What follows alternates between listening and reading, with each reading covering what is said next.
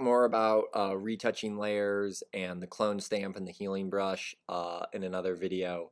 What I'd like to do now is I'd like to walk you through how to build new layers. Now, like in everything, there are a million ways to do something in Photoshop. To create an adjustment layer, which is what I want you to use, I want you to use a layer that is going to have an image adjustment as opposed to doing it just on the image. So instead of going to image and adjustments and doing a adjustment that's going to sort of stick onto the image and you're never going to be able to walk it back and sort of find it again, and it's not going to let you toggle it on or off, I want you to use a layer, new adjustment layer. And there's all sorts of adjustment layers that I can pick from. I can make it brighter, I can make I can change the levels, vibrance, hue, saturation, color balance, channel mixer, all of these sort of great things. I can even invert the image here. So you can go there.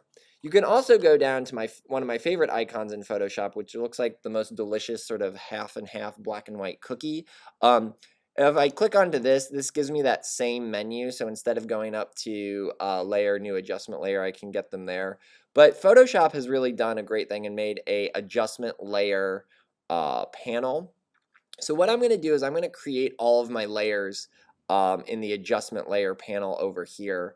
And so what I'm going to do is I'm going to go ahead, and I think everything can really be done in a curves layer. So I'm going to go ahead and I'm going to make a new curves adjustment layer. From here, I can go into the curves adjustment layer and I can grab the middle of this image and I can make it darker. I can make it brighter. I can click and drag with my mouse these things. I can also use the arrow keys, right? So I can make this down and I can go through and I can make the image darker. I can also make the image a little bit lighter by using the up and left arrow key, as you can see. Now again, it's a lot of clicking, but I think this is a sort of nice and precise, controlled way to look at my image. I can also sort of add contrast by making an S-curve. So if I need a little bit of contrast, I can select these points and make an S-curve. And again, I can just select the little dot in the curves readout histogram and go ahead and make those adjustments there. I also can make a reverse S-curve and get a little less contrast. So if I'm trying to sort of smooth something out or I don't want it to be so contrast, I can make something that looks like this, which is a reverse S-curve.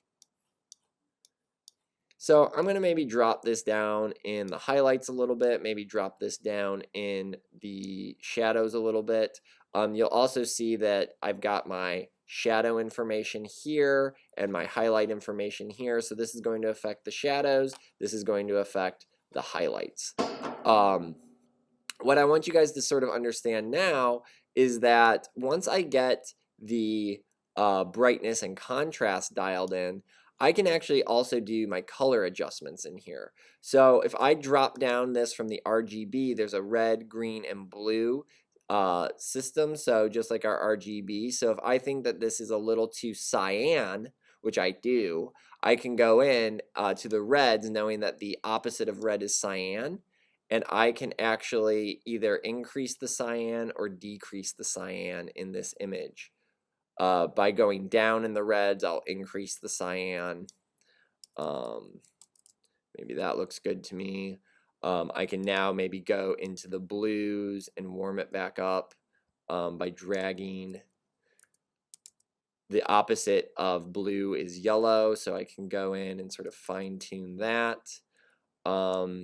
Maybe if I need to do anything with the greens and magentas, maybe I need to sort of make this just a hair magenta. I can go in and I can make those fine-tuned adjustments. Again, for this image, I'm not trying to color correct that beautiful sunset out. I just want to sort of get it to a point where it looks good to me. Another tool that you can use in the RGB slider is this hand tool. So if I hover over that, this is the click and drag in the image to modify the curve layer. So if I click onto this, I'm going to get an eyedropper, and if I think his face is the most important part, you can see that the eyedropper tool is going to correspond to the point that it represents on that curve with this little circle. So I'm going to maybe click and drag that, and then I can actually click and drag and affect the curve based on the part of the image that I want to see. And that's a really great tip. I love that little tool.